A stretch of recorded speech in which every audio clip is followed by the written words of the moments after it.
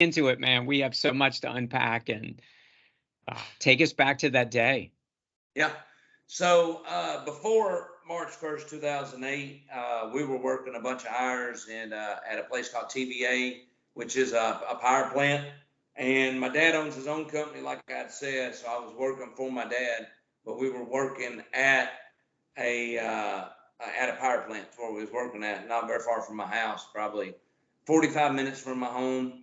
And we were working 7/12s for probably almost a year, maybe a little longer than a year. So I was working a lot of hours, and I keep going back to this too, because I think obviously I didn't even share that another big part of my success is my faith.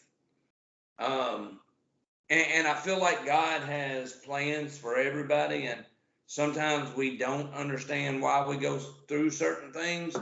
And I think that people do not need to dwell on why this happened. You just got to figure out your purpose, because we all have a purpose. So here I was working 7/12s with two young daughters. I actually had just bought my mom and dad's house, so I was starting to do what I wanted to do as a kid, which is, live in my mom and dad's house, let them move to town, something smaller, and me and my cousins be back out here where I was raised up. But working 7/12s, I was making a lot of money, right? I didn't have time to spend money, so I was making, I was in a union. I was a union pipe fitter. So I was making really good wages anyway on regular time. Then you got overtime, then you got holiday pay and triple time. And so, I was making really good money. And what I was doing was I was putting that money towards my home because I wanted to pay my house off as fast as I could.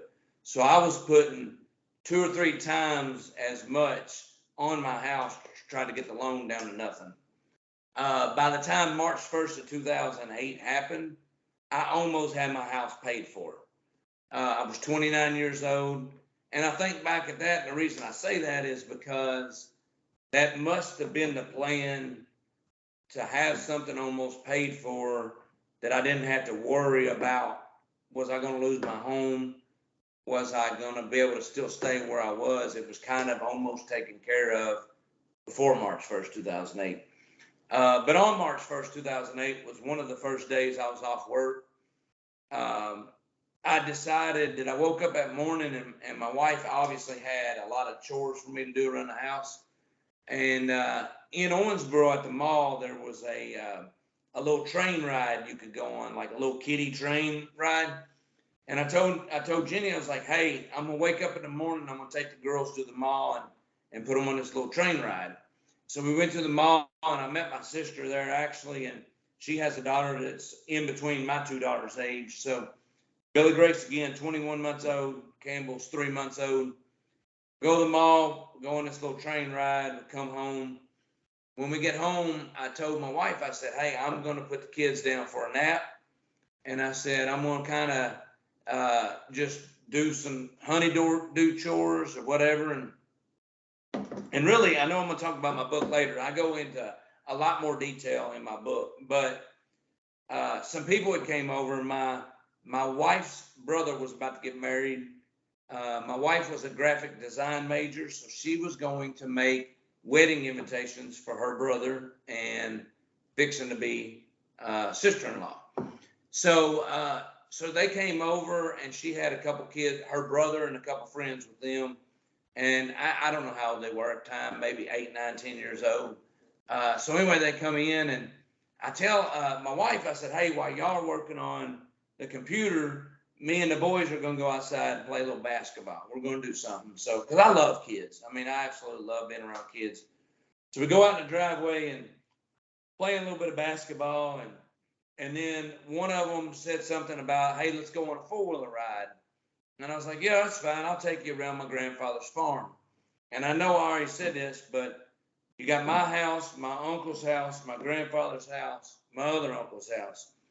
If you leave my house and go behind my house, there's a gravel lane. It's just an old farm road to get to the fields, but it's a U shape, and it ends up at my grandfather's.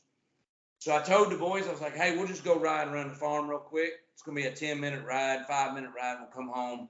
I'm going to do some work around the house. No big deal. So we go on this ride.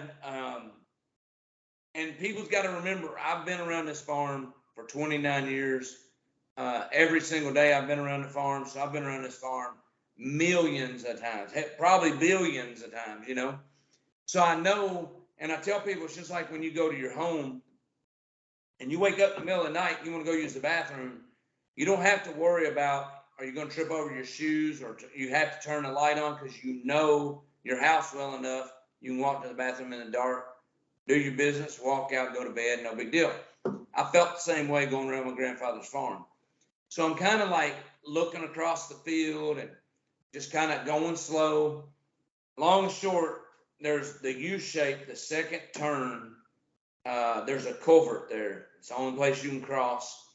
And whenever I got to that culvert, I had noticed right there at the last moment that there was a line. Didn't know what it was, but this line hit me and landed in between my chest and my handlebars on my four-wheeler. I looked over and I noticed it was a down power line. But I also noticed that that line went to a field pump, which is how you take, when it floods, you take water out of the field. Well, in March, there's no crops. So the first thing that goes through my mind is there's no power to this line, right? It goes to the field pump. Somebody's got it turned off. But then in the back of my mind as well, I'm like, everybody says when you're on rubber tires, you have nothing to worry about either. So I'm telling the kids, don't touch anything.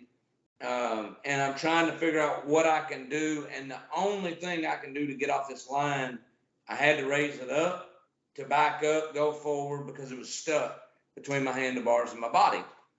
But I noticed over the hill that my cousin was outside. So I got off the line, went to my cousin's house, brought him back down there. I said, hey, I need to show you this line that's down. I'm afraid that there's some kids in our neighborhood that may go on a four-wheeler ride running wide open. And at that moment, I was thinking about nothing but decapitation. You know, the line's 30 inches off the ground. Somebody hits it fast enough, hits them in their neck, kills them. And so I take my cousin back down there and I'm like, man, and this is where it kind of gets a little fuzzy in my memory, but I remember looking at him and saying, and I wasn't even that close to the line, me looking at him and saying, I wish that line was this high. And when I did that, I either touched or I was close enough that the power jumped. Why it didn't do it the first time, I have no idea. But I took 7,200 volts of electricity. And I try to tell people 7,200 volts of electricity was enough that it shut my whole neighborhood down. Actually, I know you're grounded different, but the electric chair is only 6,800. I took more than the electric chair. I remember the vibration of the power going through my body, but everything was dark. It was enough power that it stopped my heart for 30 seconds. And the reason I know this now is because when you get electrocuted, the power doesn't shut off for 30 seconds, and then it'll kick the breaker. So they know that my heart had stopped the entire time I was electrocuted, which was for 30 seconds. And then it shot me off the back. And when I hit the ground, I hit the ground hard enough that it started my heart back up, which is when I woke up. Immediately, I felt like I was on fire. I felt like I wanted to climb down in a ditch to cool off, because when you get electrocuted, it actually burns you from the inside out. I remember my cousin trying to get me out of the ditch. I remember the ambulance coming. I remember the fire department coming, the police coming. I remember getting loaded up into the ambulance. I remember my wife being there with me. And I remember me trying to keep her calm. And me saying, and I'll never forget me saying, everything's going to be okay. And I remember looking down at my left thumb, and my left thumb was just barely hanging on. I knew I was going to lose my left thumb. And I remember telling my wife, I'm going to lose my left thumb. It was basically gone anyway. And I said, and I told you a minute ago, my grandfather passed away 3 months before. And I told my wife right then, I said, Papa lost his entire arm, and I'm just going to lose my thumb. Like, it's really not that big of a deal. And I know when I say that, everybody's like, oh, you were pretty calm. I said, no, I was hurting, but I just was being, I don't know if I was trying to calm myself down, calm her down, but I just remember thinking over and over, I watched my grandfather farm. I watched him do tobacco. I watched him pick up hay bales. I watched him use tools without an arm. He had a prosthetic, but I'm not going to whine and cry about a thumb. Yeah. I remember getting to Owensboro Hospital and getting admitted into Owensboro.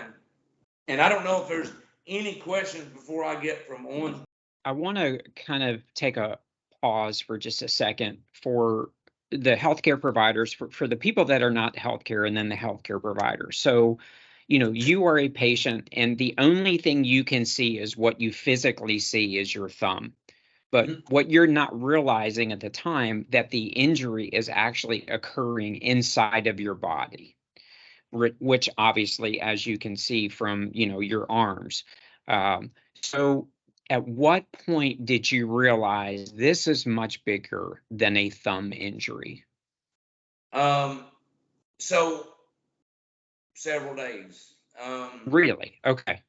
And I guess that's probably getting from Owensboro to Nashville is probably the next part of the story, because I didn't know. I was confused. Okay. I go into the emergency room in Owensboro Hospital, and I had doctors and surgeons rushing in and out. Okay. And the way they were coming in and out in a hurry, I knew that something was not right. It was more than just my thumb. Just from everybody being in such a panic, right? I remember the ER doctor coming in, and I remember him saying, we have to get this kid out of here. And I remember him telling my wife, we have to get your husband to a burn unit. We have called Vanderbilt Hospital burn unit, and we've called Louisville, Kentucky. And whoever calls us back first is where your husband's going. We have a helicopter on its way to pick him up, and we will life flight him at one of the two places. And I remember hearing that, and I also remember telling them and thinking that, hey, I would rather go to Nashville because my dad's doctors was in Nashville. I know people in Nashville. I don't know that many people in Louisville. And I remember saying, let's just go to Nashville. And them saying, son, you don't understand. It's whoever calls us back first is where you're going. Luckily, Vanderbilt called back first and accepted me to come to Vanderbilt Hospital. And I was immediately put into the helicopter and on my way to Nashville. And it's interesting because where my accident was is just south of the hospital. Okay. Nashville is south of my house. So I remember getting in a helicopter and flying over top of where I got hurt. And I remember my left shoulder looking out the window and seeing everybody still at the scene where I got hurt at on my way to Nashville. But I remember also asking the nurses on the helicopters, like, why are we going to Nashville? Like, I don't understand. It's just my thumb. I don't understand why I can't be in Owensboro. And every response that I got was, everything's going to be okay.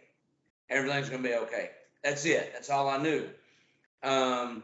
Obviously, in the helicopter, they prepped me and got me ready for surgery. They put a pick in my jugular vein to put the medicine in. They cathed me in the helicopter. And that was one of them things that I remember seeing is when they cathed me, I remember seeing the bag, the urine bag, and my urine collecting in there looked like Dr. Pepper. It was that dark. I didn't know what that was. I know what that is now, but I didn't know what that was at the time.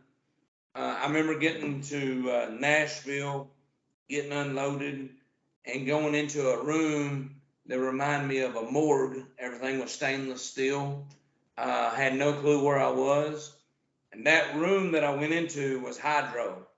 And hydro is where they take a pressure washer and they wash your dead skin off of you. Now, I guess stepping back just for a minute, whenever I looked at my hands looked like a stroke victim. They were curled up. I couldn't straighten them. I didn't know what that was, but basically every tendon in my finger was popped like rubber bands, and they found my tendons wrapped around my wrist on both hands.